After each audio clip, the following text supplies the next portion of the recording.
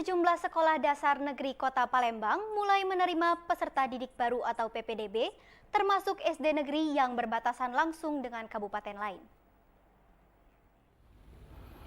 Usai penerimaan peserta didik baru bagi sekolah menengah pertama dan menengah atas, kali ini giliran sekolah dasar atau SD mulai melakukan PPDB selama 3 hari, mulai hari Rabu hingga hari ini 3 Juli 2020. PPDB tingkat SD dilaksanakan secara online, seperti terpantau di salah satu SD negeri di perbatasan Kota Palembang dan Kabupaten Banyuasin, yakni SD Negeri 120 Palembang.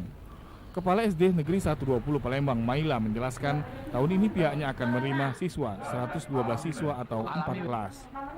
PPDB di sekolah kami ini, kami sudah melapor di Dinas Pendidikan, yaitu menerima 4 ruangan atau 4 kelas dengan jumlah setiap kelas yaitu 28 orang.